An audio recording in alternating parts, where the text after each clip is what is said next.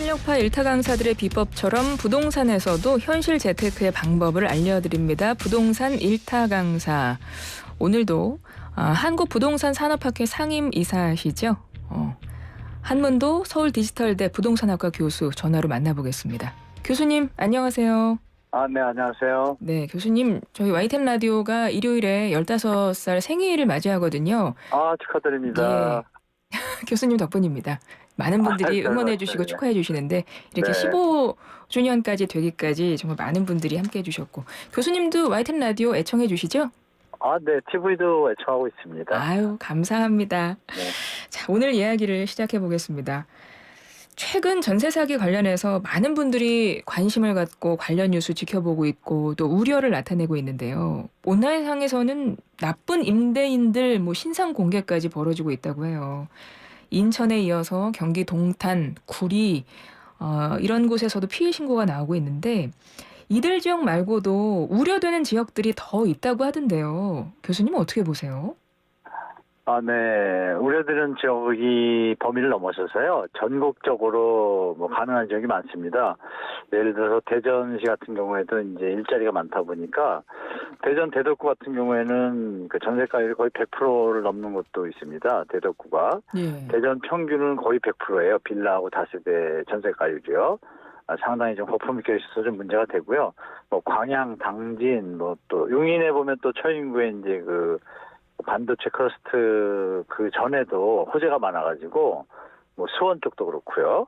이런 것들도 다 88%, 90% 이 정도 됩니다. 전세가율이. 네네. 상당히 위험한 데 좀 노출되어 있죠. 그래서 서울도 마찬가지입니다. 서울도 도봉구, 영등포구, 강북구 이런 데들 또 연립 빌라 다세대가 좀 밀집한 지역들에서요.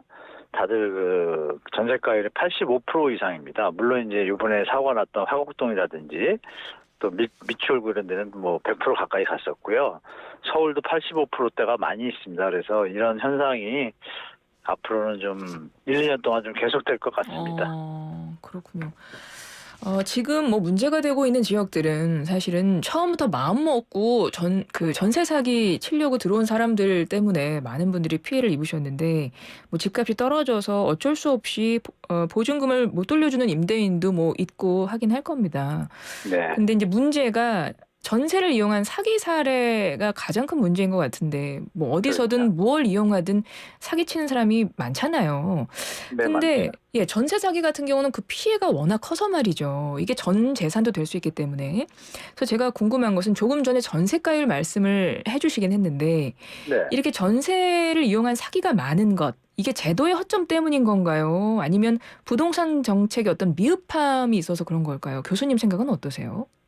말씀하신 제도와 정책 다 포함됩니다. 둘 다 문제가 있군요. 예. 이게 전세 사기를 물론 안 치게 법과 제도가 완벽하게 되어도 또 다른 범죄가 일어나겠지만 그렇죠. 예. 최소화할 수 있는 법 제도를 만들었다라면 이 일은 일어나지 않을 수 있었습니다.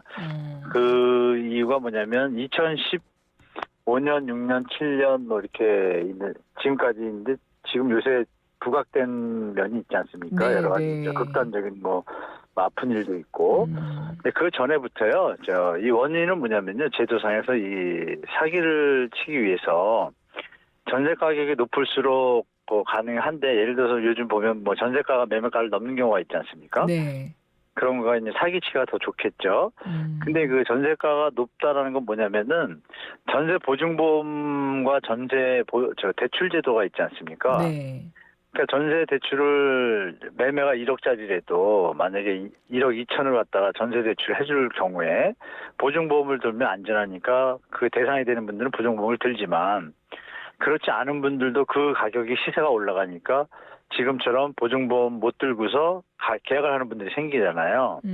사고가 나면 더 큰 피해가 되는데 애초에 전세 대출 액수를 정부에서 한도를 줘서 매매 가격의 한 50% 선까지만 대출을 해줬더라면 그 대출과 자기 자금을 합친다 하더라도 지금처럼 사고가 났을 때 피해자들이 읽는 그 전세 보증금의 원본이 거의 보존되는 형태. 예를 들면 전세 대출이 집값의 100%까지 해줬거든요. 예. 정부에서 제도상. 예. 그러니까 당연히 넘을 수가 있죠. 집값이 낮은데 갑자기 전세가가 올라가는 건 뭐냐면 옆에 가격이 거래 시세가 샘플이 나오면 그거에 맞춰 전세가를 높이는데 대출이 되니까 사람들이 가는 거거든요. 근데 만약에 대출이 안 된다고 가정하면 그 무리하게 들어갈 일이 없죠. 예. 그리고 또 저금리 시절이었잖아요. 네, 네. 그러니까 전세대출 제도가 만약에 보증금의 한 30%나 50% 선에서 가이드를 줬다라면 지금처럼 전세가 100%가 나올 수가 없거든요. 거기다 이제 보증보험 제도가 만약에 없다고 하면 은행에서 전세대출 해줄 때 자체적으로 심사를 해서 선순위 채권이 있거나 좀 과다한 가격에 대해서는 대출을 안 해줍니다. 네. 그럼 그 자체가 전세 가격에 하방 압력을 주지 않습니까? 그 안정적인 정상적인 전세 가격이 됐을 텐데 거기다 아시는 것처럼 임대차 3법 때 또 일시적으로 소유주들이 전가하다 보니까 좀 폭등한 것도 있고 네. 그러니까 애초에 전세대출 제도와 보증보험 제도에서 출발한 것이 2020년도에 또 매매가격하고 전세가가 폭등할 때 겹치면서 지금 이제 이 피해 액이나 그런 규모가 점점 커졌고 이 형태가 주로 보면 20, 30, 40 세대가 80% 차지합니다. 네. 부동산의 초보인 분들 또 일자리를 얻기 위해서 부득이하게 얻어야 되는 분들을 대상으로 사기를 치기 좋게 환경이 되었던 거죠. 그렇군요. 네.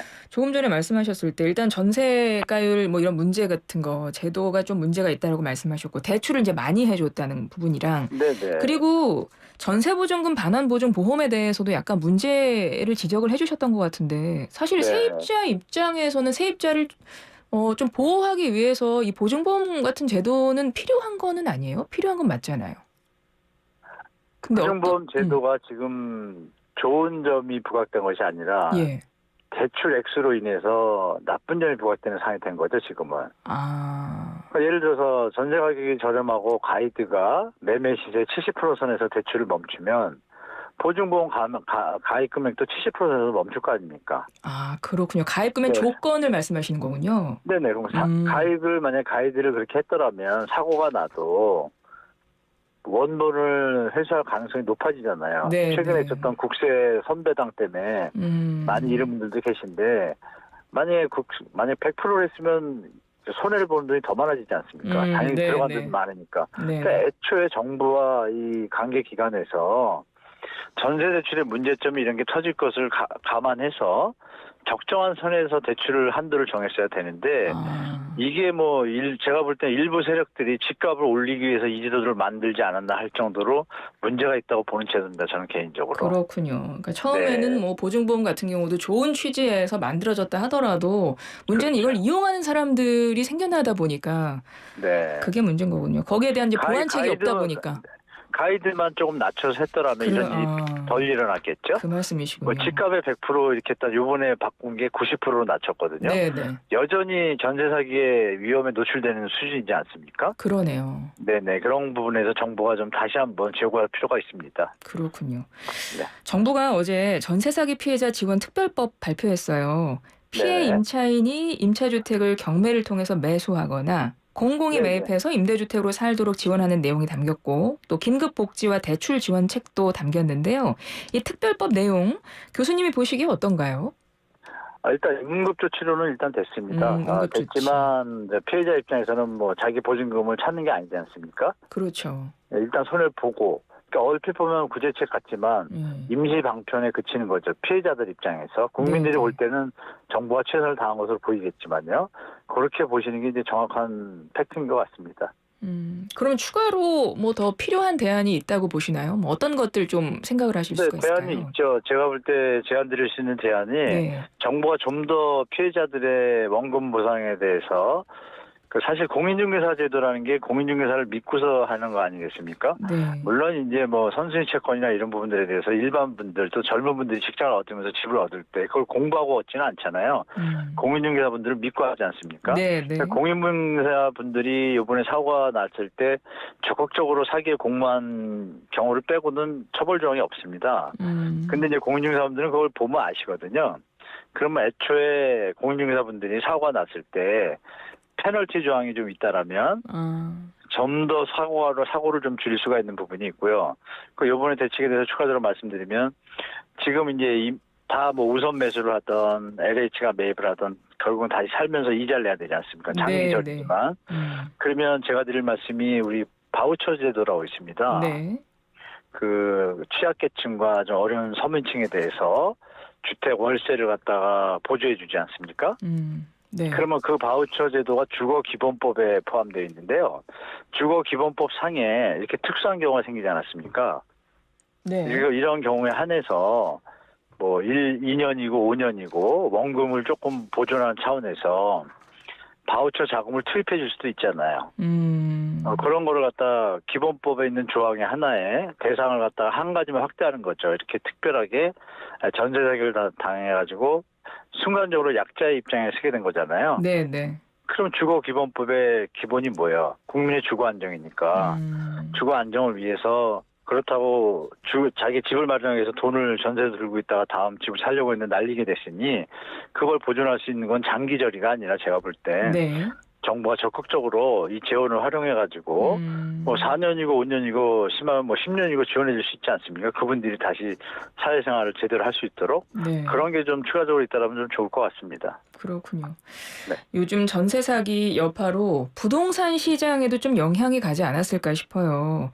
그동안 뭐 서서히 온기가 돌기 시작하나 뭐 이런 생각이 들었던 것 같은데 부동산 시장 보면서요. 네. 예, 요즘 부동산 시장의 분위기 어떻습니까? 끝으로 한 말씀 부탁드릴게요. 네, 일단 매물 시장에 대한 전세 가격이 하락하면 매매 가격은 동반 하락하게 되어 있거든요. 시장 구조상. 예.